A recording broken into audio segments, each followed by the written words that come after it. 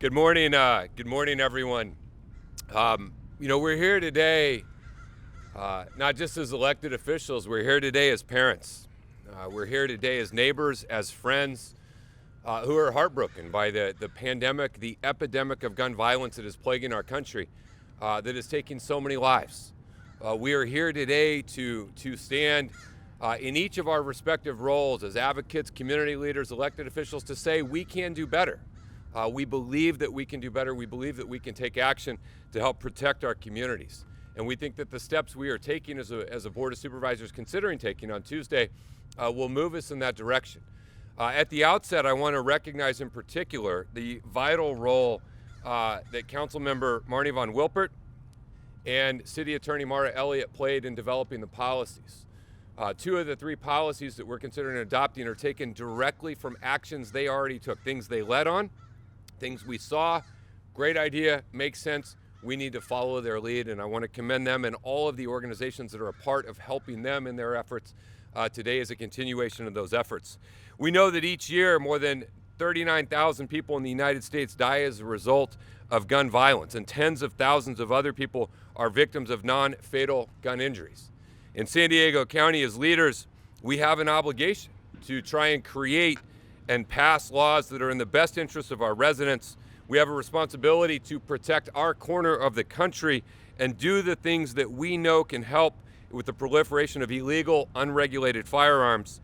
We know when they get in the wrong hands that they are devastating. And so I'm thrilled to stand here today with my colleague, Supervisor Tara Lawson-Remer, as we jointly bring forward to the Board of Supervisors for consideration on Tuesday a package of common sense gun safety laws that we believe can better protect our community and can help us address the pandemic and epidemic of violence that we see plaguing our society. The purpose of this is to put greater emphasis on gun safety, on gun prevention, on gun regulation, and we think doing so will help protect San Diegans.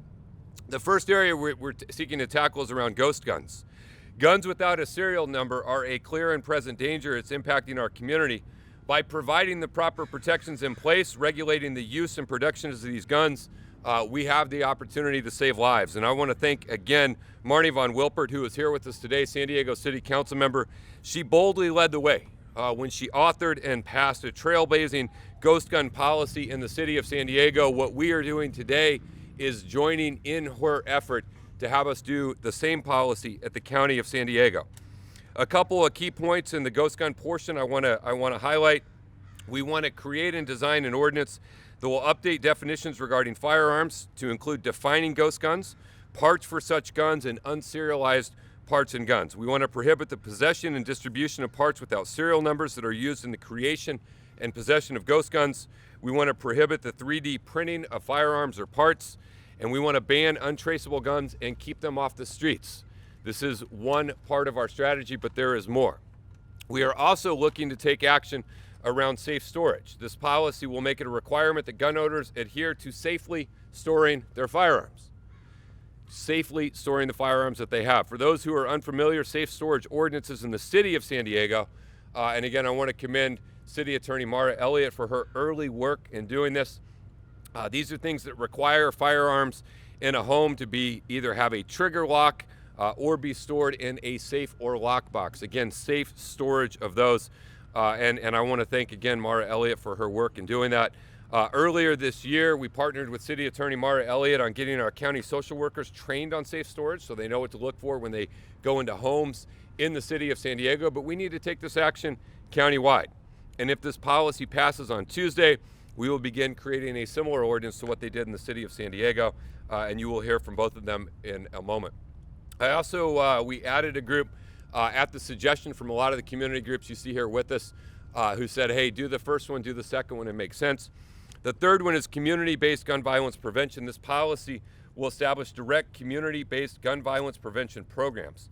And again, I want to thank so many of the stakeholders who are here. It will be directing county staff to work with many of these groups to develop recommendations for gun violence prevention programs that aim to get to the root of the issue and provide what we hope is preventative program and best practices to lower the prevalence of gun violence in our community. All of the things that we are doing today, we know have the opportunity to work. We know that they will not eliminate all gun violence from our society, but it is steps that we can take and we can start to take now. And so I want to thank a few of the folks who are here today and some of those who have been involved in helping us craft this policy. Lori Van Olden and Karen Chime with San Diegans for Gun Violence Prevention. Carol Landale and Therese Heimer with San Diegans for Gun Violence Prevention. I want to thank Bishop Cornelius Bowser, Robert Wood from Dream Corp, Michael Singletary, Community Assistance Support Team, or CAST, Joshua Alcala with the same group, Iris Sharp and Roseanne Sharp, Never Again California, Wendy Wheatcroft with Moms Demand Action, Johnny Santana with Team Enough, Max Cotton, President, March for Our Lives, San Diego, Sue Taylor of Brady, Stephen Lindley, Brady's program manager and former chief of the California Department of Justice Bureau of Firearms, who have all come together to make clear that the challenges we face in our community are real and we have an obligation to do what we can moving forward. And so I'm so grateful to everyone who's been a part of this team, and in particular my colleague Supervisor Lawson Reamer, who said, hey, we got to take action. We have to do some things. I've got some ideas. We put our ideas together, and now we're here on the precipice next week of our board considering moving forward on these items. And with that, I'd like to invite Supervisor Lawson Reamer up.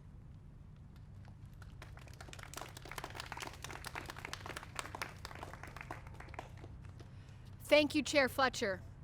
We are so fortunate to have a County Board of Supervisors led by someone who cares about stopping gun violence. I would like to thank City Attorney Mara Elliott and City Council Member Monty Von Wilpert. You both have been trailblazers on gun safety.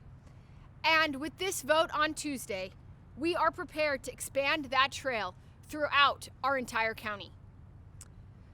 Concerned Americans throughout the nation are demanding change to stop dangerous ghost guns. Here in San Diego County, we are doing more than calling for change. We are making change. These protections are common sense, and they will save lives. They will target those who manufacture untraceable ghost guns, helping make sure these guns don't fall into the wrong hands. And these actions we are prepared to take on Tuesday will make much needed investments in communities impacted by gun violence.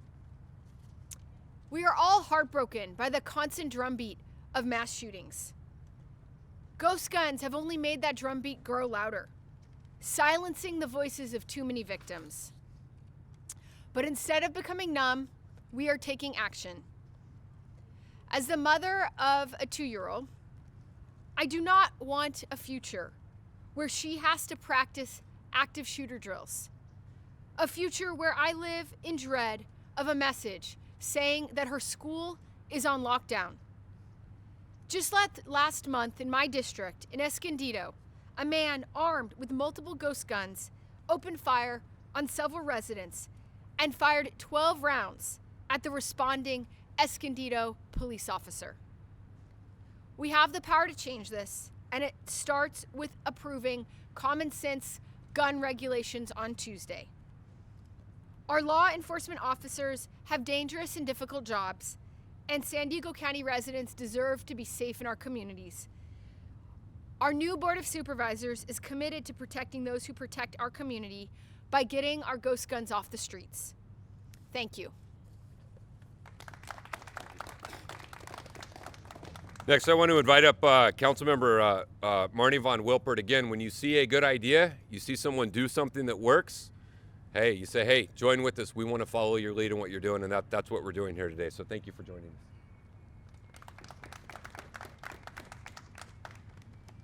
Good morning. Thank you so much for having me today. I want to start off by saying how exciting it is to see the City of San Diego and the County of San Diego working together to protect our communities from gun violence. I'm very proud of that. Thank you to all the advocates who've come today who've been working for years to protect our communities and are seeing the fruits of your labor. And thank you so much for all of the media to help us get the message out about ghost guns. You know, the first time I'd heard about a ghost gun was earlier this year when we had the tragic mass shooting in the Gaslamp District in April. And a man who is legally prohibited from safely buying and owning a firearm got an illegal, untraceable ghost gun and committed murder, ending the life of a fellow San Diegan and shooting 4 others. It was time to take action to prevent one more person from losing their life to gun violence. I am a former deputy city attorney, so public safety has always been top of mind to me, and protecting our communities from gun violence is part of that public safety message. So I'm very glad to see the county working with the city to get ghost guns out of the hands of people who cannot safely own a firearm. Get guns out of the hands of anyone who threatens a school, a place of worship, an office, themselves, or a domestic partner. We have to make sure that our gun safety laws are actually respected by preventing these unserialized, non-traceable lower frames and receivers from getting into the hands of those who would create a ghost gun to use to commit violence in our communities. So I want to thank our county supervisors, Nathan Fletcher and Tara Lawson-Reamer, for swiftly acting to curb gun violence in the county of San Diego. I want to thank our city attorney, Mara Elliott, who really has been a partner with the city council in San Diego to enact bold legislation to curb gun violence, including gun violence restraining orders, the safe storage ordinance, and now the Enough ordinance to get ghost guns out of the hands of criminals. The complete DIY firearms, which are ghost guns, they're make-at-home guns, look and feel and operate just like real guns. There are minors who are able to obtain the parts to make AR-style rifles. There are domestic violence abusers who cannot safely own a gun who are able to get a ghost gun to commit a crime against their partner. We have people with severe mental illness or violent criminal history able to obtain weapons they shouldn't have because they cannot safely handle them. So in the city of San Diego alone this year, we've seen a 169% increase in the amount of ghost guns on the street. Our San Diego Police Department believes they are on track to double the amount of ghost guns they are going to confiscate this year from last year alone. So that's why last month we took action as the city of San Diego to become the first in the state of California to ban the sale of unserialized, non-traceable ghost guns and the parts to make ghost guns in the state of California. So we need every single level of government to act together to prevent gun violence in our communities, and working with the county is the very next step. So thank you so much. Very proud to be here. Very proud to be alongside all of you. And I will turn it back over to our chair, Nathan Fletcher. Thank you. Next, we're going to hear from our city attorney, who has been mentioned multiple times, has been leading on these issues for years. Gun violence, restraining orders, safe storage, ghost guns. Time and again, she stepped up, and we really appreciate the leadership role she plays in our city and the willingness to partner with us here at the county and work together. So, City Attorney Mara Elliott.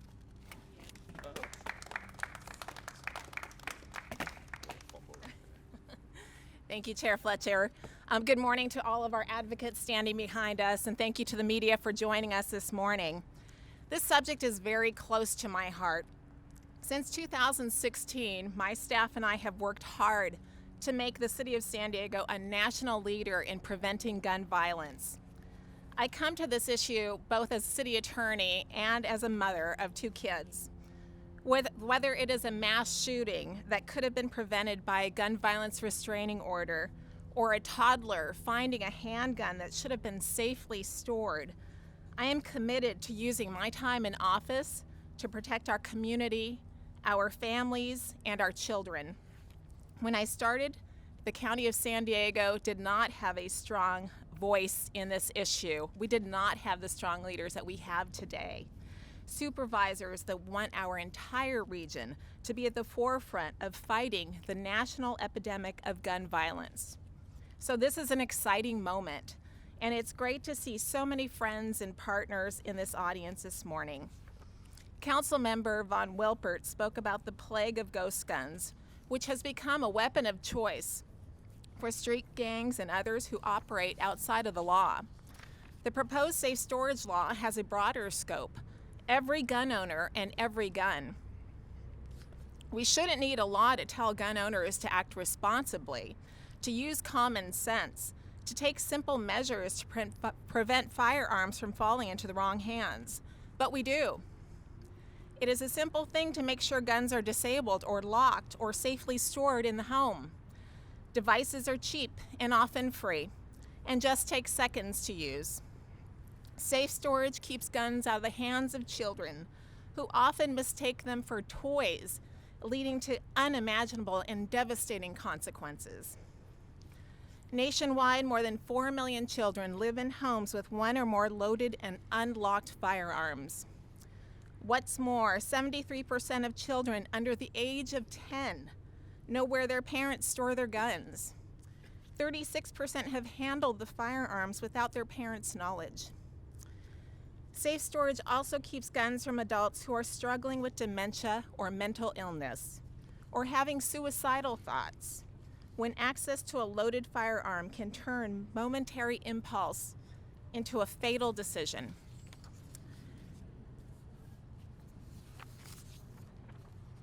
This ordinance isn't about punishing people.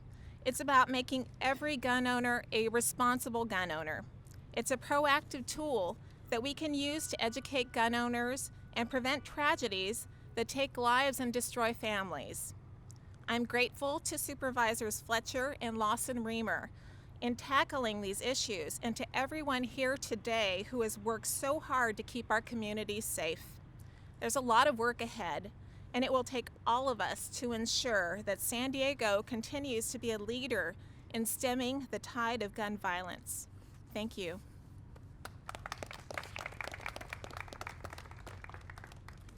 Thank you again to everyone who's here. You know, we're here not just as elected officials with the city or county. We're here as parents, as friends, as neighbors who are heartbroken by the epidemic of gun violence, and we see an opportunity to tackle the prevalence of unregulated, unlicensed, unsafe firearms, to ensure greater adherence to safe storage for individuals who have them, and to begin to invest in community-based violence prevention efforts that we can take to help make our county safer. And thank you again to everyone who's been a part of that.